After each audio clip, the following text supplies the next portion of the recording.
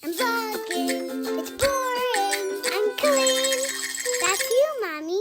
Hello everyone, welcome to the day of today. That is the day where we're moving. Yeah, I'm gonna move into a house back there just next door. We're not actually moving. This is in our house, just different rooms. So get ready, we're not actually going to move into new houses. Right. Our plumbing has been an issue for a while. You might remember me talking about the plumbing in my bathroom, the toilet kind of like exploding and leaking everywhere all over the house, the poo water. Do you remember this whole incident? Yes, I totally remember that. Oh, my microphone was upside down. We paid thousands upon thousands upon thousands of dollars to fix it, and it's not fixed. So the toilet's not working again, so we have no working toilet over there, and they're gonna come fix it this week. So we decided to move into new houses that do have bathrooms that completely work, like that bathroom in there. So that is the plan. I'll give you a tour. Mom's gonna sleep in this bed right behind me.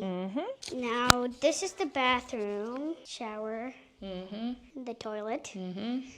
There's like a baby seat on the toilet. And Mom's Yeah, because my saying- butt is so tiny. And Mom's saying, no, Right, that's just, for me, That's because just for the babies. We're gonna show you a tour of my new house. I sleep over there by the lobster stuffing and all that stuff over there. This is gonna be my yoga room. I know you're gonna be surprised about how big these fish are. I went to the beach and I found those fish. I have two neighbors, my mom and a bullfrog. The bullfrog lives in the fountain right there. Pretty cool, pretty cool. This is my suitcase that I used to get all of this stuff packed. I threw these pillows down. And this is my jellyfish, and this is a black light. Look at what happens when I shine the black light on the jellyfish. It glows. You packed the most important things for sure. These are my books. This is my cat taco shirt for I went to a birthday party. That made me look sweet. That did look sweet. Everyone loved your shirt, huh, buddy? Yeah. Now, that's the tour of both of our houses. Bye. Hello, I've lost my mind, as we all know, and I've decided to do my rocks at night. I haven't had an opportunity to do my rocks in a minute, and I really want to, and Eric's doing dinner time with the kids right now, and I was like, you know what? I think I'm gonna try to make this happen. It's pitch black outside. I have a flashlight blaring into my eyeballs. Whew, it's really scary, you guys. I'm scared of the dark. Any other adults out there who are scared of the dark? Hello? Whenever my kids are like, Mommy, I'm afraid of the dark, I'm usually like, yeah, me too, girl. Like, I feel that. I'm like actually extremely scared of the dark. Hello? Oh my God, hold on. Oh my God, it was my sprinklers. Anyway, I don't know if I talked to you guys about, I didn't talk to you about this. I talked about it on the podcast with Rachel on SAS. So if you listen to SAS, you might know, but I don't know if the episode's come out yet where we talked about this. Oh my God, I should just say it instead of just talking nonsense. Why is my camera not following me? Hello? So my psychic friend who did the psychic readings of the twins and of Flynn, she reached out to me and she wants to like teach me a healing psychic thingy-mabobber. So I might have her come in because I said, oh my gosh, that's amazing. Like, I'm totally down to do it. I'd love to see you. Also, do you want to do a reading of my house? Like, I didn't say anything about the house. I didn't say that I think it's haunted. I didn't say any experiences in it. I just was like, I'd love to hear your thoughts on the house, like when you're here. She was like, totally. So I'm going to find out what's haunting this freaking house. I honestly don't even have anything to say in this vlog right now. I have no reason to be filming right now. You guys have seen me do rocks a billion times. This is not interesting to you. I'm not like eager to show you what I'm doing. It's just that I'm scared of the dark and I want video proof of whatever happens to me out here because I'm scared something's gonna happen. Okay, it seems as though I've survived the darkness and now I can go back inside. So thanks for being here with me and protecting me. Okay, it's midnight. What am I doing? Looking at rocks. What should I be doing? Probably literally anything else. But let's answer your questions. Okay, Lauren said, Tortilla Tuck, are you a mood eater or a craving eater? I'm not even quite sure what that means. A mood eater or do you mean like, do I eat what I'm in the mood for, or do I eat what I'm craving? Because isn't that the same thing? Like, oh, I'm in the mood for spaghetti is the same as saying I'm craving spaghetti, right? Like, isn't that the same thing? Or are you saying like, I eat depending on my mood? Like if I'm really sad, I like to eat this kind of thing. If I'm, you know what I mean? Like, I don't really understand the question, but I know for a fact though, that I am a craving eater. Like I just eat whatever I'm craving and that's the only thing I want to eat. In fact, I don't even like to eat if it's not what I'm craving, if that makes sense. Like if someone offers me something, if I'm not craving it, I'm just gonna be like, nah.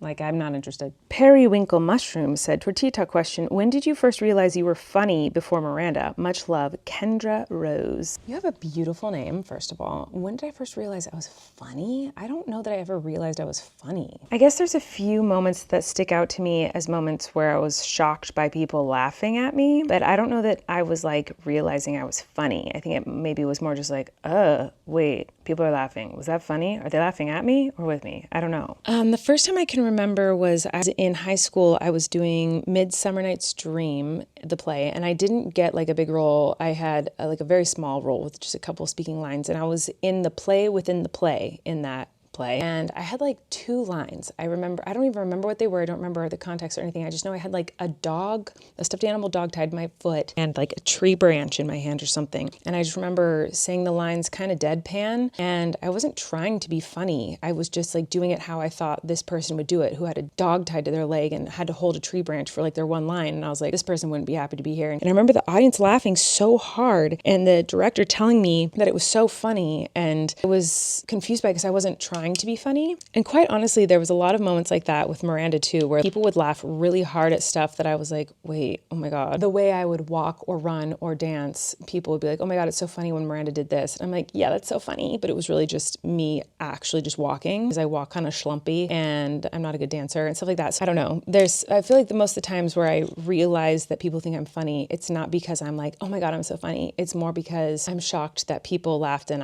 I'm surprised that people found something funny. So yeah, I don't know. Did that answer the question? Not really, probably. Smiling Marum said, genuine question. Is it normal in the US to have a snack-like meal for lunch? Nothing savory? Of course, I understand that the most important thing is that a child is fed, but I'm wondering if it's a cultural thing. So this is in reference to, I showed like a lunch I'd made for Flynn, and I had made like him an octopus lunch. So it was a peanut butter and jelly sandwich that was cut to make it look like an octopus. And I made the legs and the bubbles and other fish and stuff out of fruit. So there were strawberries and grapes. And then there were these granola and protein bites and crackers and things like that for the sea floor. But you're right, there wasn't anything savory. It was a peanut butter and jelly sandwich. That is Flynn's favorite lunch. So everyone is different. Every family does different things. But in our family, I just encourage my kids to eat, and we try not to put a lot of pressures of good or bad on food in general. I don't know. I guess that question is more for the comment section. So at home, parents, do you guys all make sure that your kids are getting like a savory lunch? Peanut butter and jelly is pretty common. I mean, I grew up on peanut butter and jelly sandwiches. But it's usually lunches for me, and growing up for me and with my kids, it's you have a sandwich, like it's a turkey sandwich or a peanut butter and jelly sandwich or a tuna sandwich, and then like fruits and a veggie. So there wasn't a veggie on his plate, so I apologize for that, but he wouldn't have eaten it anyway. He is one of my kids that have to hide the veggies. So our veggies are eaten in smoothies usually, or in special muffins that I make, or chopped up and put in meatballs, or ground down to put in A, B, C, D, F, G. Like I kind of have to like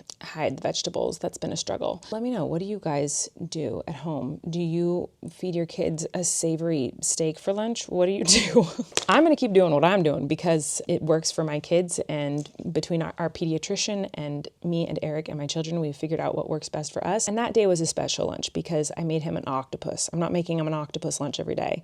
I just went out. Oh man, that always happens to me when I'm filming. All right, recently in a vlog, I got locked in my chicken coop, and people were like, how in the heck do you get locked in your chicken coop? And so then in the next vlog, I was like, oh, let me explain how I get locked in my chicken coop. And then I got distracted and I didn't finish telling how I get locked in the chicken coop because I was like, oh, there's a string that goes inside from the lock, and then I got distracted. So I got some comments about that. This is big drama, but Leonie said, but why does the string from inside the chicken coop not work to make sure you don't get locked inside? The tree distracted you and you did not finish telling us how the string does not work. Okay, so now I'm here to explain, because now there was 2 vlogs where I didn't explain how I get locked in a chicken coop. You have chickens, you need to make sure that they are protected and that nothing can get into the chicken coop that could harm the chickens, obviously. So this is the kind of latch that we have on our chicken coop door. And this is on the outside of the chicken coop, right? This is another picture of one of these things. I don't know what they're called, but it looks like that. You cannot use locks like this, just like a little latch thingy, because there are critters like raccoons that can figure out how to unlock those and get to your chickens. Same with like this type of a lock where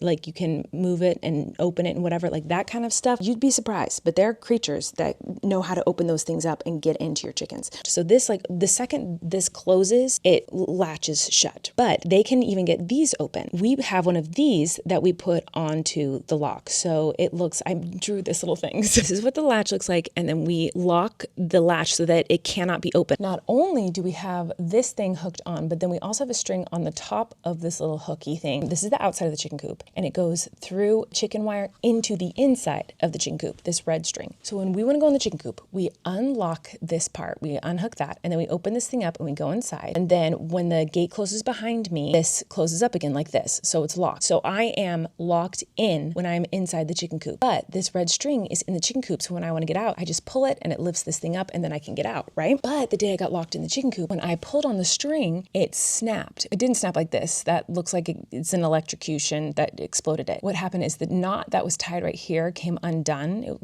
was tired and weathered. And so it came undone. So the string just fell off completely. So this thing stayed locked and I was in the chicken coop with the string and I was locked inside. Here's a couple examples of other chicken coops that have this similar like locking mechanism. So you see this kind of lock, it has a string on the top. It has a lock keeping it locked in. There's another one, this one's more closely like how mine is. There's a string that goes through the chicken wire into the coop and then this latch is locked. So that is how that works. And the string just came undone. So then I just stayed locked inside the chicken coop. Patty O'Connor said, can I just say that I'm a newbie rock hound and today is my 62nd birthday and my son took me to brunch and gave me a birthday gift and I screamed so loud, a bag of rocks. I was so excited. He got them from a professional rock hound who owns a shop. The people in the restaurant probably thought I was crazy being so excited over a bag of rocks. Thought I would share and thank you for introducing me to my new hobby. Love you all. This made me so happy. That is so cool because I love them so much and I geek out over rocks. It's so fun and it's such a cool, weird hobby that I never thought I would be interested in, but makes me very happy to know that you are interested in it. So welcome to the Rock Freak Club and I'm so excited for you to tumble your new rocks for your birthday. Happy birthday. But I think I'm just going to end my evening here by looking at some rocks and doing some work and I'll see you guys another day,